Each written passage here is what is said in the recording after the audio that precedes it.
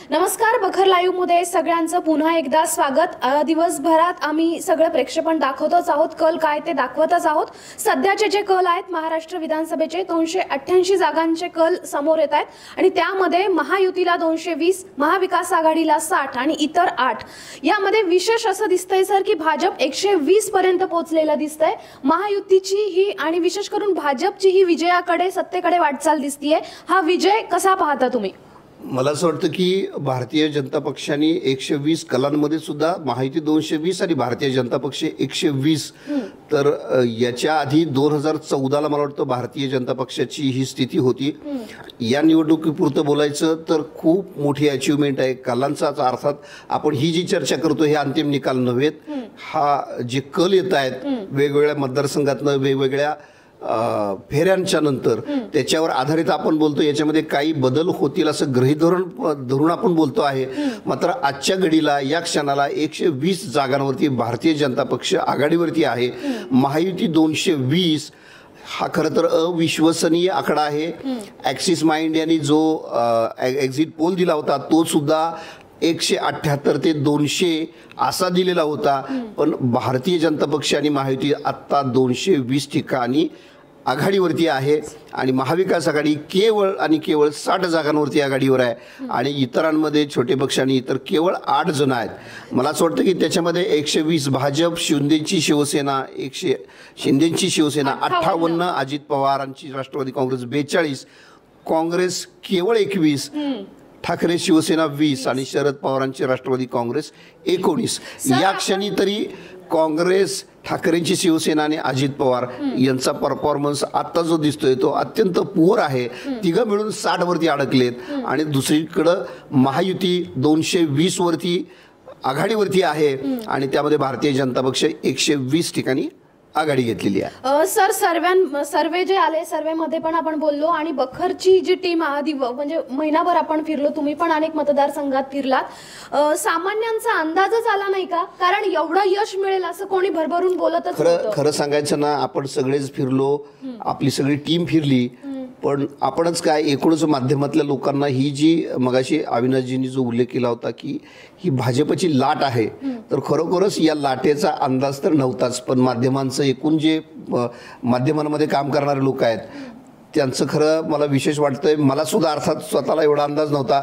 आपण याच्या उलट बोलत होतो। आपण राज्यामध्ये महाविकास आघाडीची लाट आहे, महाविकास आघाडीला अधिक पोषक वातावरण आहे असं आपण सगळेच बोलत होतो आणि अपवाद कुणीही नव्हतं। माध्यमात काम करणाऱ्यांपैकी कुणीही अपवाद नव्हतं। असा एकही माणूस मला तरी भेटला नाही की जो म्हटला महायुतीची लाट आहे, महायुती 200+ जाईल।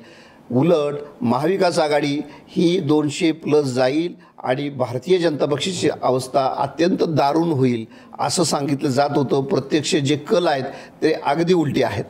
मला वाटतं की ही लाट नाही, सुनामी आहे।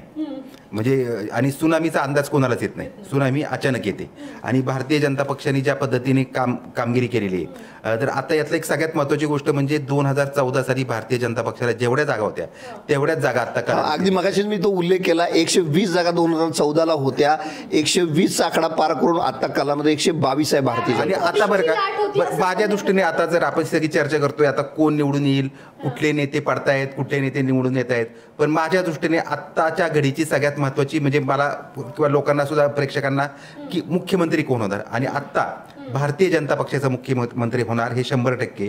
कारण आपण जर आता पाहिले समजा सगळे कल, तर 122 जागा भारतीय जनता पक्षाला ज्या मिळत आहेत, म्हणजे आता एकनाथ शिंदे म्हणाले मला मुख्यमंत्री व्हायचंय, तर भारतीय जनता पक्ष म्हणेल बाजूला व्हा, तुमची गरज नाहीये। अजित पवार म्हणाले मला मुख्यमंत्री व्हायचे, तर ते म्हणतील तुम्ही बाजूला व्हा, तुमची गरज नाही। आणि हे दोघंही जर म्हणाले की आम्हाला मुख्यमंत्री व्हायचंय, तर ते म्हणतील तुमच्या दोघांचीही गरज नाहीये, जे इतर आहेत ते इतर आमच्यासोबत येणार आहेत। तर त्याच्यामुळे भारतीय जनता पक्ष आत्ताच्या घडीला हा महाराष्ट्राचा सत्ताधारी बनलेला आहे। महायुती असं आपण जे म्हणत होतो ते मला असं वाटतं की आता हे भारतीय जनता पक्षाच्या नेतृत्वाखालील महायुती असं मला असं वाटतं। आता ते म्हणजे आता त्याचं नाव सुद्धा बदलायला पाहिजे, महायुतीचं नाव आता भाजपच्या नेतृत्वाखालील असं म्हणावं लागेल। आणि हे सगळं यश जे आहे ते मला असं वाटतं की ही सुनामी जी आली त्या सुनामीमध्ये म्हणजे मी असं तेच म्हणतो की शरद पवार यांचं इतकं वाईट कामगिरी होईल असं मला अजिबात वाटत नव्हतं।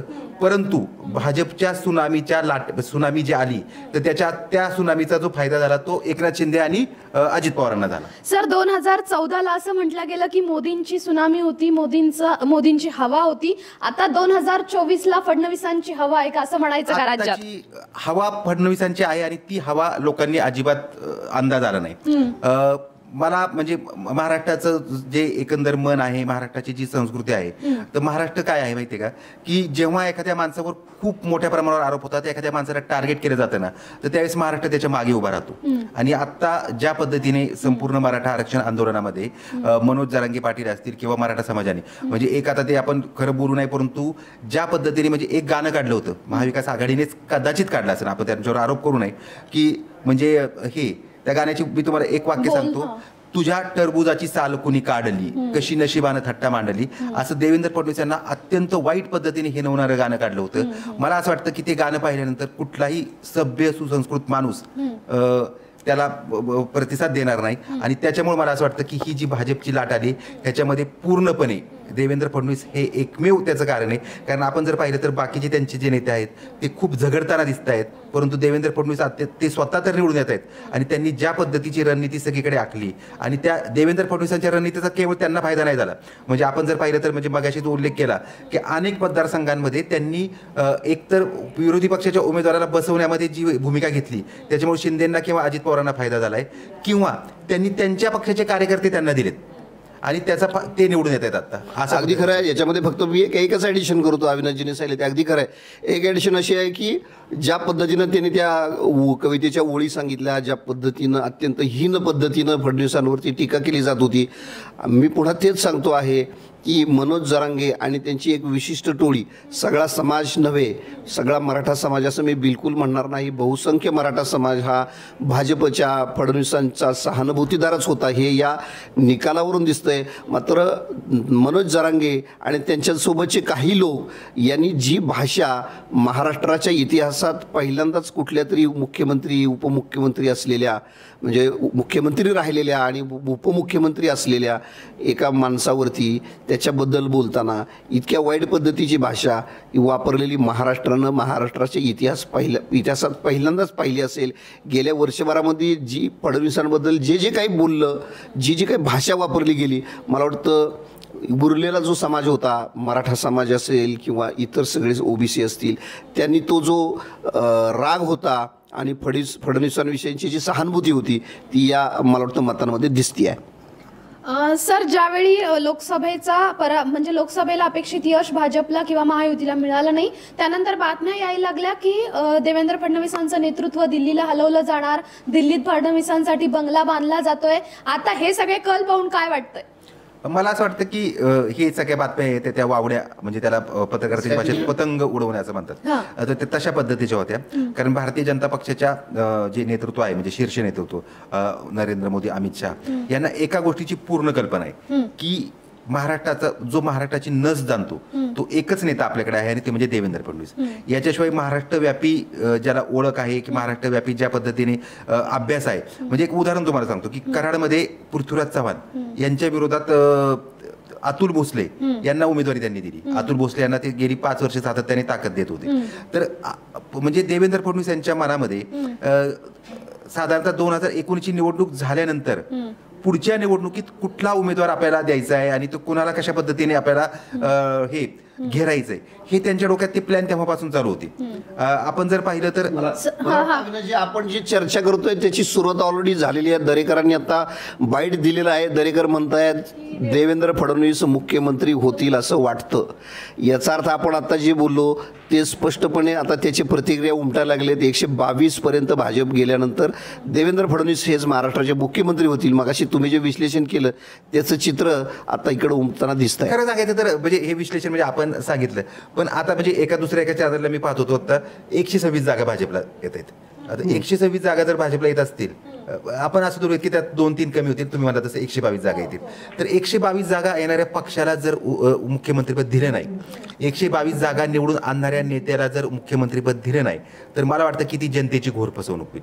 आताच्या जनतेने जे मतदान केलेलं आहे घोर फसवणूक आणि लोकशाही. आता मला एक सांगा मला की जर हेच जर चित्र उलट असतं आणि जर समजा महायुतीचा पराभव झाला असता तर त्या पराभवाची जबाबदारी ना एकनाथ शिंदेने घेतली असती ना अजित पवारांनी घेतली असती. त्या पराभवाची संपूर्ण जबाबदारी ही देवेंद्र फडणवीसांना घ्यावी लागली असती. कारण ते दोघेही असं म्हणाले असते कदाचित मी म्हणतोय पुन्हा की ते असं म्हणाले की नाही तुमच्याबद्दल जो मराठा समाजाचा रोष होता त्याचा आपल्याला फटका बसला. मग आता जर त्यांनी ही निवडणूक जिंकली तर मला असं वाटतं की आता मुख्यमंत्रीपदाचे नैसर्गिक दावेदार हे देवेंद्र फडणवीस आहेत. आणि मला असं वाटतं की भारतीय जनता पक्ष म्हणजे आता ते हे भारतीय जनता पक्षाच्या नेतृत्वाने गेल्या वेळी जो वेडेपणाचा असं म्हणता येईल त्याला केला होता तर तो वेडेपणा त्यांना कदाचित त्याचा फटका बसला नाही.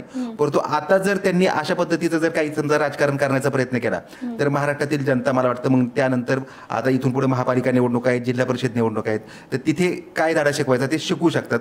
परंतु आता देवेंद्र फडणवीस यांना जर डावललं गेलं तर मला वाटतं ते महाराष्ट्रातील जनतेची फसवणूक केल्यासारखं होईल. सर, आपण फडणवीसांच्या एकूणच रणनीतीबद्दल बोललो, एकूणच सगळं त्यांनी जी रणनीती ऐकली, निवडणुकीत यश मिळवून दिलं, त्यांचं नेतृत्व सिद्ध केलं.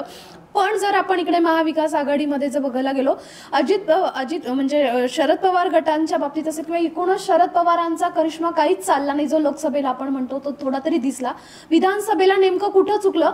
महाविकास आघाडीमध्ये सुरुवातीपासूनच जागा वाटप असेल, नंतर उद्धव ठाकरेंनी त्यांच्या पहिल्याच सभेत मला मुख्यमंत्री करा किंवा मुख्यमंत्री पदाचा चेहरा जाहीर करा असं केलं. त्यानंतर शरद पवारांनी मूठ बांधायचा प्रयत्न केला नाही का? त्यांनी या दोन पक्षांना एकत्र घेतलं नाही का? कारण संजय राऊत आणि नाना पटोलेंचा कलगीतुरा आपण रोजच बघत होतो. कुठं नेमकं चुकलं महाविकास आघाडी? मला असं वाटतं की शरद पवारांची सगळ्यात मोठी चूक माझ्या मते आता म्हणजे आपण त्याच्यावर चर्चाही केली होती की शरद पवार यांनी बारामतीच्या शेवटच्या सभेत अजित पवार यांच्याबद्दल अजिबात कुठल्याही पद्धतीने त्यांना बाकी नेत्यांना तुम्ही पाडा पाडा पाडा म्हणता, बाकी नेत्यांना तुम्ही गद्दार म्हणता आणि त्या गद्दारांचा सरदार तुमच्या भाषेत त्या गद्दारांचा सरदार, तर त्याच्याबद्दल तुम्ही गद्दार म्हणत नाही, काही म्हणत नाही. तर याचा अर्थ शरद पवारांची विश्वासार्हता बारामतीमध्ये सायंकाळी 18 तारखेला सायंकाळी 5 वाजता शरद पवारांची विश्वासार्हता संपली होती. कारण त्या दिवशी त्यांनी असं दाखवून दिलं की रक्ताचं नातं हे खूप घट्ट असतं. म्हणजे दिलीप वळसे पाटलांसारखा एखादा नेता की जो त्यांचा खूप जवळचा होता त्याला जाऊन तुम्ही गोनोजी शिर्के म्हणता, त्याला पाडा पाडा म्हणता आणि तुमचाच पुतण्या आहे तर त्या पुतण्याच्या बद्दल तुम्ही म्हणता की 25 वर्ष अजितच्या हातात सत्ता होती, त्यांनी चांगली कामगिरी केली. म्हणजे कुठं काय म्हणजे तुम्ही म्हणजे त्यांच्या त्या सभेमधून त्यांनी अजित पवारांसाठी थोडी फट रिकामी ठेवली होती का? कुठली? अजित पवारांना त्यांनी पूर्ण फुलटॉस दिला. 25 वर्ष अजितने खूप चांगली कामगिरी केली असं त्यांचं वाक्य होतं. मग इथे मग ते छगन भुजबळ की ज्यांनी तुमच्या मराठा पक्षाला ओबीसी चेहरा दिला त्या छगन भुजबळांना तुम्ही गद्दार म्हणता. धनंजय मुंडे की जे त्यांची साथ सोडून तुमच्या बरोबर आले तर त्यांना तुम्ही म्हणता. मग याचा अर्थ की शरद पवारांनी जो हा म्हणजे शरद पवारांनी मला असं वाटतं की त्यांच्या आयुष्यातल्या ज्या सगळ्या काही चुका ते उद्या लिहितील तर त्याच्यामध्ये ही बारामतीची सभा ही त्यांची मला वाटतं चूक असेल. हा एक पहिला मुद्दा.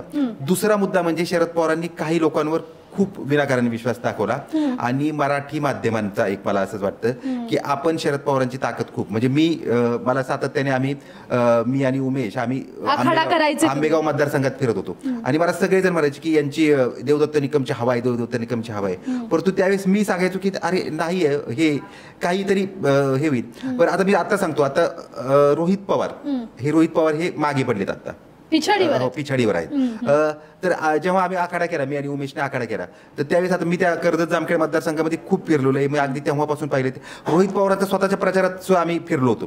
तर त्यावेळेस आम्ही त्या विधानसभे आखाड्याचं हेच केलं होतं की रोहित पवारांनी स्वप्न दाखवली. मग त्यांनी अशी स्वप्न दाखवली की मी कर्जत जामखेडचं बारामती करतो, जसं बारामतीला ॲग्रो टुरिझम आहे किंवा हे MIDC आहे, टेक्सटाईल पार्क आहे, तसं आणतो. त्यांनी काही केलं नाही. शेवटी लोकांनी त्यांना धडा दिला ना आणि ते आता पिछाडीवर आहेत. म्हणजे कदाचित अजून काही फेऱ्यात आघाडीवर जातील परंतु आता पिछाडीवर आहेत. तर याचा अर्थ असा की शरद पवारांनी अनेक लोकांवर असा विश्वास ठेवला की ज्यांची तेवढी क्षमता नव्हती.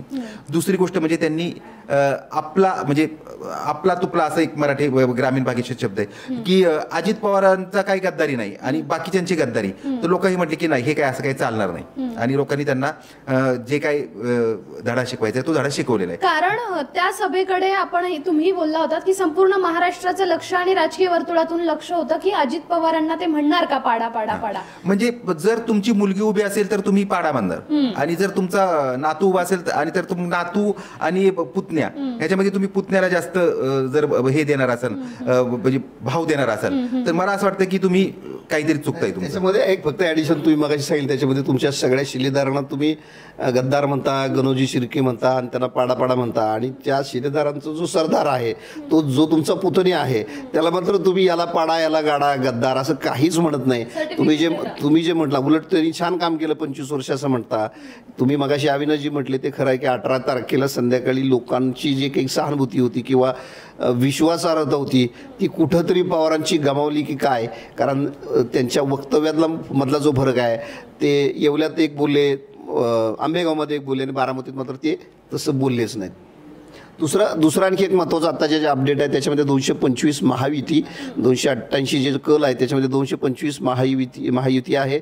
भारतीय जनता पक्ष 125, बघा 128, तो आकडा बोलता 128 पर्यंत गेला आहे. शिंदेची शिवसेना 58, अजित पवार 42, काँग्रेस 22, उद्धव ठाकरेंची सेना 20, शरद पवारांची राष्ट्रवादी काँग्रेस केवळ 10 वरती आलेली आहे, आणि महाविकास आघाडीची जी स्थिती आहे ती 8 आहेत. 8 हां. आणि महाविकास आघाडीची स्थिती बघा किती दारुण आहे, 52 आहेत आता. नाही, पण आता एक आणखी आपण मागाशी जी चर्चा करत होतो, म्हणजे ती चर्चा ती पण कल्पनाच आहे, पण खरोखर ह्या 128 जागा ज्या दिसत आहेत ते ह्या आणखी थोड्याशा वाढल्या आणि इतरांच्या जागा ज्या येत आहेत, तर खरोखर भारतीय जनता पक्ष स्वबळावर सत्ता. मला असं वाटतं अविनाशजी तुम्ही म्हणता ते खरं आहे, पण 128 जागा कदाचित हे जे कल आहेत, काही ठिकाणी 4थी फेरी आहे, काही ठिकाणी 5वी फेरी आहे, काही ठिकाणी 3री फेरी आहे, काही ठिकाणी 7वी फेरी आहे, तर याच्यामध्ये आणखी काही बदल होण्याची शक्यता आहे. त्यामुळे आपण आता या कलांवर बोलतोय. जर हे 128 जर जागा असतील इतरांच्या, तुम्ही म्हणताय की तर 128 आणि इतर 8 आहेत, 136 जागा. तर आणि आता हे जे सगळे पक्ष जर पाहिले तर हे पक्ष सुतराम एकत्र येण्याची शक्यता नाही. तर त्याच्यामुळे म्हणजे भारतीय जनता पक्ष स्वबळावर सरकार बनवू शकण्याच्या पर्यंत जवळपास पोहोचतोय. जवळपास 154 जागा त्यांनी लढवलेल्या आहेत. 154 पैकी 128 ठिकाणी आघाडी आहे. म्हणजे जर आणखी त्यांच्या 2-3 जर जागा वाढू शकतात काय असं नाही. आणि इतरांच्या ज्या जागा आहेत त्या आता जे दिसतंय त्या इतरांमध्ये ज्या जागा वाढत आहेत, तर जर 145 आकडा जर या दोघांनी मिळून इतर आणि भाजपने जर केला तर मग हे एकनाथ शिंदे आणि अजित पवारांना पण तो मोठा धडाच म्हणायचा का? आपण म्हणजे अगदी मोठा धडा ठरेल तो. कारण मुळामध्ये अविनाशजी लक्षात घ्या की आपण या आता जी आपण चर्चा करू याची आपण कल्पना सुद्धा गेल्या महिन्यात, 1.5 महिन्यात, गेल्या 4 दिवसात करू शकत नव्हतो. पण प्रत्यक्षात ते कल भारतीय जनता पक्ष स्वबळावरती सत्तेच्या जवळपास जाऊ शकते याची कल्पना महाराष्ट्रातल्या कुठल्याही राजकीय तज्ज्ञांनी केली नसेल. मात्र ते वस्तुस्थिती वास्तवात आपल्याला आता ते दिसतं आहे. भारतीय जनता पक्ष जवळपास बहुमताच्या जवळ, म्हणजे काही आकडे कमी आहेत, बहुमत मिळालेलं नाही, मात्र अगदी जवळपास जाणं, 128 पर्यंत जाणं भारतीय जनता पक्ष, ही कल्पना सुद्धा मला वाटतं आपणच काय भाजपच्या नेत्यांनी सुद्धा केली नसावी. सर, आपण शरद पवारांबद्दल बोललो, पण महाविकास आघाडीतले जर ठाकरे सेना आहे, उद्धव ठाकरेंचा थोडासा काय म्हणतात त्याला अडलटट्टूपणा असेल किंवा हटवादीपणाची जी भूमिका आहे ती कुठेशी नडली का, काय वाटतं? कारण एवढं पुवर ब्रेकिंग न्यूज येते ना, तर त्याच्यामध्ये हे सांगोला मतदारसंघामध्ये बाबासाहेब देशमुख हे 6000 मतांनी आघाडीवर आहेत. शहाजी बापू पाटील म्हणजे काय डोंगर काय झाडी फेम जे आहेत तर ते पिछाडीवर पडलेले आहेत. तर याचा अर्थ असा की ती जागा जी आहे ते उद्धव ठाकरेंनी, तुमचा जो प्रश्न आहे की हट्टाने दीपक साळुंकेला तिकीट दिलं, दीपक साळुंके 3ऱ्या क्रमांकावर गेले. म्हणजे उद्धव ठाकरेंनी ज्या पद्धतीने महाविकास आघाडीमध्ये म्हणजे थोडक्यात म्हणजे त्याला अपशकून केला, विष काढवण्याचा प्रयत्न केला, अनेक ठिकाणी केलं, पाटणमध्ये असं केलं. तर मला असं वाटतं की उद्धव ठाकरे हे महाविकास आघाडीच्या अपयशाचे सर्वात मोठं कारण आहेत आत्ता मानावं लागेल. कारण त्यांनी प्रचाराला जो जोर पकडायचा होता तो पकडलाच नाही कधी. ते जेव्हा मुख्यमंत्री पदाचा उमेदवार जाहीर केला नाही तर त्या दिवसापासून त्यांनी प्रचार जो सोडला तो त्यानंतर शेवटच्या टप्प्यात त्यांनी काही ठिकाणी सभा घेतल्या, परंतु त्याला काही तसा पद्धतीने प्रतिसाद मिळाला नाही. तर त्याच्यामुळे उद्धव ठाकरे काँग्रेसमधले सगळे जे गुडघ्याला बाशिंग लागून होते मुख्यमंत्री पदासाठी सगळेच, तर ते म्हणजे आता बाळासाहेब थोरात, यशोमती ठाकूर, विजय वडेट्टीवार, नाना पटोले, अमित देशमुख आता पिछाडीवर आहेत लातूर शहर मतदारसंघातून. तर अमित देशमुख यांना सुद्धा आता मुख्यमंत्री पदाची स्वप्न पडू लागली होती. कारण काय, आणि ह्या सगळ्या लोकांचं जर पाहिलं आपण तर मग जर तुम्हाला मुख्यमंत्री पदाची स्वप्न पडताय तर तुम्ही बाकीच्या मतदारसंघात पण फिरलं पाहिजे बाकीकडे. पण ह्यांना इतकं त्यांच्या स्वतःच्या मतदारसंघात अडचण होती. तर याचा अर्थ मला असं वाटतं आता राम सातपुतेंच्या आघाडी जवळजवळ 4226 मतांची झालेली. म्हणजे हे जे आपण सगळी चर्चा करतोय की जनतेला तुम्ही गृहीत धरू शकत नाही. एक विजयसिंह मोहिते पाटील म्हणजे मोहिते पाटील पाटील घराणं असं म्हणेल, विजयसिंह मोहिते पाटील. एक मोहिते पाटील तुम्ही फोडले म्हणजे संपूर्ण जनता फोडली असा त्याचा अर्थ होत नाही. शरद पवारांचं आतापर्यंतचं राजकारण काय झालंय की त्या भागातला एखादा मोठा नेता त्यांच्या बरोबर येतो आणि असं व्हायचं, आतापर्यंत असं व्हायचं की त्या भागातला नेता त्याची सगळी मतं त्यांच्या बरोबर घेऊन यायचं. म्हणजे ज्या माढा लोकसभा मतदारसंघामध्ये मोहिते पाटील आल्यामुळे त्यांची एक जागा गमावी लागली होती, तर ती जागा त्यांनी मिळवली. परंतु ह्या पद्धतीचं राजकारण मला असं वाटतं की ते चालत नाही फार काळ. एका नेत्याच्या वरती तुम्हाला भरोसा ठेवता येत नाही. तुम्हाला काहीतरी ध्येय, धोरणं, तुम्हाला काहीतरी योजना सांगावी लागते. आणि मला असं वाटतं की महाविकास आघाडीने टीका करण्याशिवाय कुठल्याही पद्धतीची योजना आखण्यात, कुठल्याही पद्धतीचं आश्वासन देण्यात किंवा कुठल्याही पद्धतीचं एक चित्र निर्माण करण्यात महाविकास आघाडी अपयशी ठरली. लोकसभेतच लोकांचा राग निघून गेला होता, त्याच्यामुळे आता काहीतरी कन्स्ट्रक्टिव्ह करायला हवं होतं. याच्यामध्ये आपण आता विश्लेषण करतोय देवेंद्र फडणवीस यांच्या एकूण कामगिरीचा उल्लेख आणि त्याचा आढावा आपल्याला घ्यावा लागेल. आपण महाराष्ट्रामध्ये आपल्याला एक मराठी पत्रकारितेमध्ये एक परंपराच आहे. माझं स्वतःचं असं मत आहे की मराठी पत्रकारिता शरद पवारांच्या पुढे जात नाही आहे. तर एकूण आपण विश्लेषण केलं तर गेल्या 10 वर्षामध्ये देवेंद्र फडणवीस या माणसाने, या व्यक्तीनं मुख्यमंत्री म्हणून, उपमुख्यमंत्री म्हणून, पक्षाचा नेता म्हणून ज्या पद्धतीनं काम केलं आहे तर त्याला एक शिस्त होती, सातत्य होतं, प्रामाणिकपणा होता. तुम्ही कल्पना करा, समृद्धी महामार्ग असेल किंवा अगदी त्यांनी 2014च्या शेवटी, म्हणजे 2014 ते 19च्या शेवटच्या काळामध्ये त्यांनी मराठवाड्याच्या वॉटर ग्रीडची कल्पना मांडली होती. तुम्ही इकडं पश्चिम महाराष्ट्रामध्ये बघितलं तर जी काठापूर योजना पूर्णत्वास केवळ फडणवीस आणि गडकरी यांच्यामुळे गेली. तिकडं तुम्हाला पलीकडं टेंबू ताकारीची जी योजना आहे त्या योजना खूप जुन्या होत्या, त्या बंद पडल्या होत्या, केवळ निधीअभावी बंद पडल्या होत्या. या सगळ्या योजनांना पैसे फडणवीसांनी दिले. नीरा देवधरचा जो प्रकल्प आहे, नीरा देवधरचं पाणी बंद पाईपलाईननी खंडाळा, फलटण, माळशिरस या दुष्काळी गावांना देणं, हे केवळ पश्चिम महाराष्ट्रातलं नव्हे, केवळ मराठवाड्यातलं वॉटर ग्रीड नव्हे, तर विदर्भामध्ये सुद्धा अशा खूप योजना आहेत. मला असं वाटतं की तुमचा कोस्टल महामार्ग असेल किंवा लोणावळ्याचा मिसिंग लिंक असेल, समृद्धी महामार्गाचा मी उल्लेख केला, तर गेल्या 10 वर्षामध्ये ही जी कामं केलेली आहेत, ही कामं तुम्हाला, या कामाचं सगळं क्रेडिट तुम्हाला फडणवीस आवडो किंवा न आवडो, या कामांचं क्रेडिट तुम्हाला फडणवीसांनाच द्यावं लागेल. एक विकास पुरुष अशी जी काही प्रतिमा आहे, मला असं वाटतं की महाराष्ट्रानं फडणवीसांवरती अन्याय केला आहे, माध्यमांनी तरी केला आहे. कारण मी जे आत्ता ही सगळी जी वाक्य, म्हणजे हा सगळा जो पाढा वाचला, ही सगळी जी विकास कामं सांगितली, या सगळ्या मागं देवेंद्र फडणवीस मुख्यमंत्री असतील किंवा उपमुख्यमंत्री म्हणून असतील, त्यांनी ज्या पद्धतीनं फॉलोअप केला, जे विजन दाखवलं, पाठपुरावा केला आणि कामं मार्गी लावली, तर देवेंद्र फडणवीसांवरती अन्याय झाला. एवढं झाल्यानंतर सुद्धा त्यांना विकास पुरुष असं आपण मानत नाही, तर एका विशिष्ट जातीचा.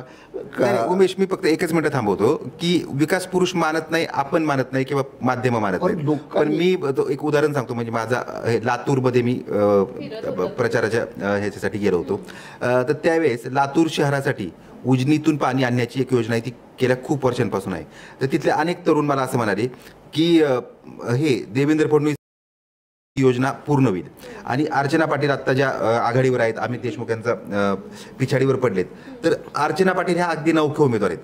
तर मला असं वाटतं म्हणजे की त्या अर्चना पाटलांवर अन्याय आपण करायला नको, तरी पण मला असं वाटतं की लोकांनी हा जो विश्वास दाखवला ना की जर भाजपचा उमेदवार निवडून आला तर आपल्या शहराचे प्रश्न सुटतील, आपले प्रश्न सुटतील, आणि ते कोण सोडवेल तर देवेंद्र फडणवीस सोडवतील.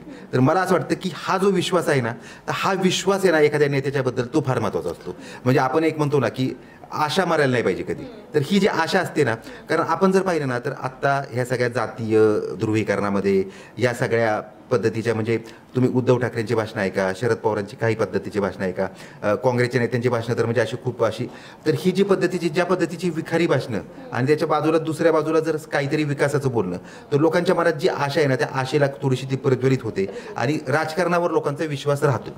उजनीचा तुम्ही उल्लेख केला लातूरच्या पाण्याचा, तसा मी अक्कलकोटचा करीन. अक्कलकोटला मी स्वतः गेलो होतो. अक्कलकोटची जी पाणी योजना झाली ती केवळ फडणवीसांनी निधी दिला म्हणून झाली. मी अशा अनेक योजना महाराष्ट्रामध्ये, जशा मी आत्ता मगाशी बोलताना ज्या योजनांचा उल्लेख केला त्या रिजन वाईज होत्या, काही जिल्ह्यांच्या होत्या, मात्र अशा छोट्या छोट्या खूप योजना आहेत की त्या गावांना कधी ते पिढ्यानपिढ्या मिळालं नव्हतं. प्रत्येक तालुक्यासाठी काही ना काही अशा ऐतिहासिक असं काम, पायाभूत सुविधांचं काम त्यांच्याकडनं झालेलं आहे. मात्र विरोधकांनी, तुम्ही म्हटला तसं, केवळ आणि माध्यमातल्या लोकांनी सुद्धा त्यांच्यावरती टीका करण्यापलीकडे काही केलेलं नाही. आणि मला वाटतं माध्यमातल्या लोकांनी लोकांनी विरोधकांनी जरी न्याय नाही दिला तरी महाराष्ट्रातल्या जनतेनं फडणवीसांच्या कामाला पसंती दिली आहे हे या निकालातून स्पष्टपणे दिसतंय. सर, तोच प्रश्न होता जे तुम्ही विश्लेषण केलं की का दरवेळी शरद पवारांबाबत सिंपती मिळाली माध्यमातून असेल किंवा एकूणच ते आता म्हणजे बोललं जातं की वस्तादाचा एक डाव ते राखून ठेवतात किंवा शरद पवारांचं राजकारण जिथे आपलं राजकारण संपतं तिथे त्यांचं राजकारण सुरू होतं. हा जो सगळा विश्वास मराठी माध्यमांनी शरद पवारांबाबत दाखवला गेला किंवा त्यांची इमेज बिल्डिंगचं काम झालं, हे मुळात माध्यम म्हणून का केलं गेलं सर? काय वाटतं, काय विश्लेषण करा अविनाश सर तुम्ही? मला असं वाटतं की म्हणजे आत्ता काय आहे की शेवटी राजकारण हे खूप व्यवहारी असतं. तर शरद पवार आणि अजित पवार आत्ता जर आपण पाहिलं तर शरद पवारांपेक्षा अजित पवारांना जवळजवळ दुप्पटपेक्षा जास्त जागा मिळतात. तर शरद पवार आणि अजित पवारांची तुलना महाराष्ट्रातील जनतेने केली, राष्ट्रवादीच्या विचाराच्या लोकांनी केली आणि त्याच्यामध्ये त्यांना पुढचं भविष्य जे आहे ते अजित पवार असं दिसत होतं. दुसरी गोष्ट म्हणजे मी मागाशी उल्लेख केला की शरद पवार यांचं थोडंसं घराणेशाहीचं राजकारण, तर याला आपण आता सगळी चर्चा करताना आपण तरुण जे मतदार आहेत ना त्यांना विसरतो. तर तरुण मतदारांच्या मनात आहे ना याच्याबद्दल खूप राग असतो. तरुण मतदारांना कधीही असं घराणेशाही वगैरे आवडत नाही. तर ती एक दुसरी झाली. तिसरी गोष्ट म्हणजे आता शरद पवारांच्या बद्दल बोलायचं तर गेली 50 वर्ष ते महाराष्ट्राच्या राजकारणात आहेत आणि त्यांनी म्हणजे संपूर्ण महाराष्ट्र त्यांनी असा उभा आडवा पालथा घातलेला आहे. सगळे माध्यमात म्हणजे सगळे पत्रकार त्यांना माहिती आहेत. पत्रकारांमध्ये त्यांच्याबद्दल खूप क्रेज आहे. गेल्या निवडणुकीमध्ये त्यांनी ती सगळं दाखवून दिलं होतं. तर त्याच्यामुळे साहजिकच माध्यमांनी त्यांना उचलून धरलं होतं. परंतु झालं असं की अजित पवारांची पण एक ताकद आहे. शेवटी गेली जवळजवळ 30-35 वर्ष जो माणूस राजकारणात आहे त्यातली 25 वर्ष महाराष्ट्र ते सांभाळत होते. तर त्यांनी स्वतःची काहीतरी ताकद तयार केली असेल ना, तर ती आपण म्हणजे मला वाटतं की आपण सगळेच की अजित पवारांची जी ताकद आहे तर ती आपण जज करण्यात कमी पडलो आणि आपण शरद पवारांना खूप जास्त महत्व दिलं. अजित पवारांची एकच चूक झाली होती की त्यांनी बारामतीमध्ये त्यांच्या पत्नीला उभं केलं होतं. ती चूक झाली नसेल तर मला वाटतं की अजित पवारांनी आता सिद्ध करून दाखवलंय की तरी मला अजूनही त्यात म्हणजे पुन्हा एकदा म्हणजे ही आपण अजित पवार एकनाथ शिंदे म्हणजे मला असं वाटतं की ह्या सगळ्या विश्लेषणामध्ये ह्या भाजपच्या सुनामीमध्ये त्यांना फायदा झालेला आहे. आपण उगाच म्हणजे ते शरद पवारांचं राजकारण चुकलं वगैरे हे बोलायला ठीक असलं तरी भाजप सोबत नसते तरी ह्या दोघांना 10 जागा जरी मिळाल्या असत्या का मला जरा शंका वाटते. अगदी अविनाशजी तुम्ही म्हणता ते खरं आहे. भाजपच्या सुनामीमध्ये एकनाथ शिंदेने अजित पवार तारून पोहून निघालेले दिसत आहेत. दुसरी एक मोठी बातमी आहे, कसबा विधानसभा मतदारसंघामध्ये हेमंत रासने भारतीय जनता पक्षाचे तब्बल 12,000 मतांचं लीड आहे त्यांचं आणि त्यांनी आघाडी घेतलेली आहे 12,000 मतांची. या मतदारसंघाकडं खरं तर सगळ्याच महाराष्ट्राचं लक्ष आहे. 1.5 वर्षापूर्वी झालेल्या पोटनिवडणुकीमध्ये धंगेकरांनी ऐतिहासिक विजय मिळवलेला होता म्हणून या मतदारसंघाकडे आता पुन्हा सगळ्यांचं लक्ष आहे. पहिल्यांदाच हेमंत रासनेची ही मोठी आघाडी आहे. सर, एकूणच हे जे सगळे कल आपल्या हातात येत आहेत ते शेवटचे जे कल आहेत या लाईव्ह संपवायच्या आधी मी परत एकदा सांगते. भाजप 131, शिंदे सेना 55, अजित पवार 35, काँग्रेस 22, ठाकरे 17, शरद पवार 18 आणि मनसेना तर अजून आणि वंचितने खातं खोललेलं दिसत नाहीये सर. इतर मध्ये 10 दिसत आहेत. मनसे आणि वंचितचं काय वाटतं? मनसे वंचितचा प्रभाव काही दिसत नाही. फक्त याच्यामध्ये आता अविनाशजी मगाशी तुम्ही जे म्हटलं होतं 128 तेव्हा भारतीय जनता पक्ष होता आणि अजून वाढू शकतात असं तुम्ही म्हटलं आणि 16चं आपण बोललो. 131 वरती आता भाजप आहे आणि इतर 10 आहेत. म्हणजे तुम्ही मगाशी जे बोलला ते कुठंतरी जवळपास जायची स्थिती निर्माण झाली आहे. या नोटवर आपण आता या लाईव्हमध्ये थांबूया. 5 मिनिटात पुन्हा तिसऱ्या भागात चौथ्या